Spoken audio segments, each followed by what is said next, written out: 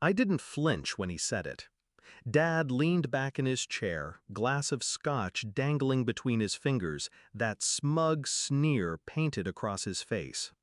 "You're not welcome at our luxury resorts," he told me, as if his words could strip me of oxygen.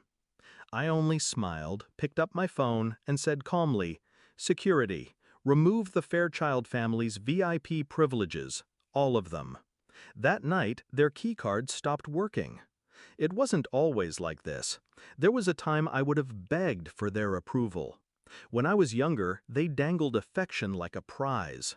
My grades, my achievements, my very existence. It was never enough. My sister, Claire, was the golden child. I was the afterthought. Whenever we visited one of their sprawling resorts, they'd parade her like a trophy and remind me, "Don't embarrass us." I swallowed it, year after year. But beneath that polished family portrait, I saw the cracks. Dad's cruelty masked as discipline. Mom's cold silences whenever I sought comfort. And Claire always grinning at my expense, feeding off my humiliation.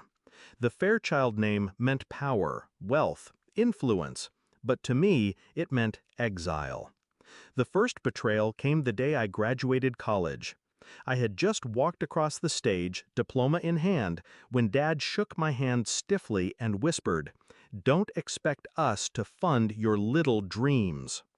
My little dreams were to take the crumbling boutique hotel my grandmother left me and restore it. They laughed when I pitched the idea. "Stick to something safe," Claire mocked. I walked away that day with nothing but spite. But spite is fuel. While they poured millions into their flashy resorts, I worked quietly.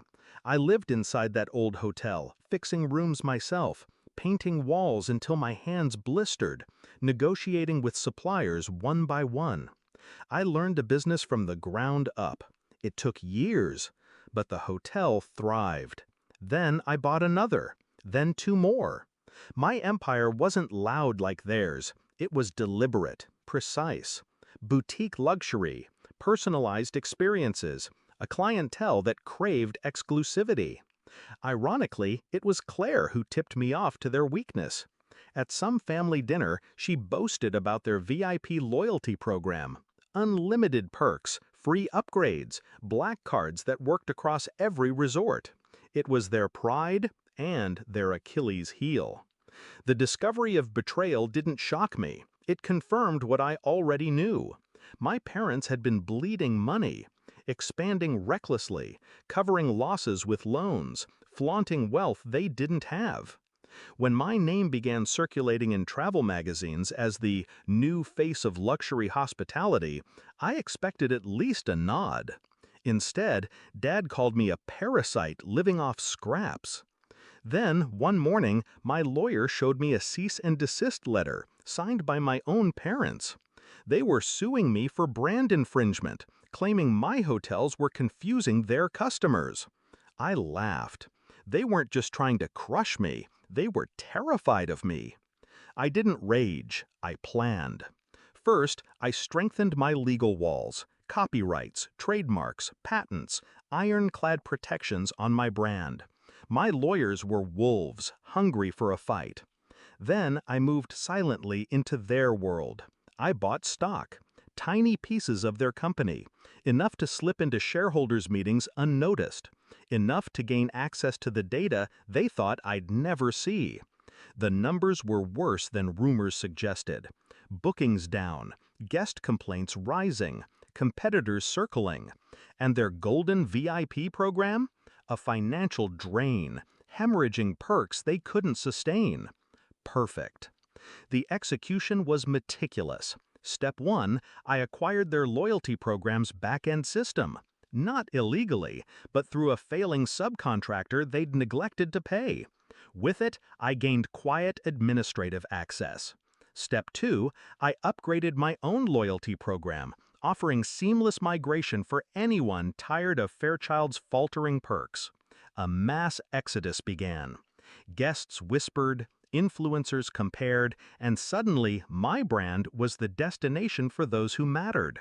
Step 3, I waited for the right stage. That stage came during the annual shareholders gala, a ballroom glittering with chandeliers, executives in tuxedos, cameras flashing. Dad stood at the podium, rehearsed confidence dripping from his voice.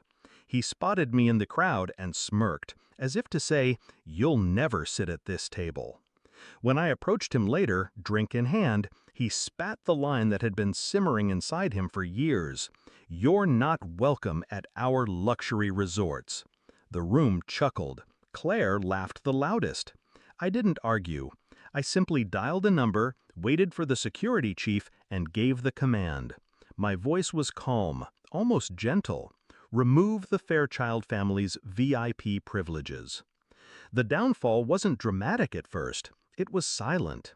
That very night, as Dad and Mom tried to retreat to their penthouse suite, their key cards blinked red.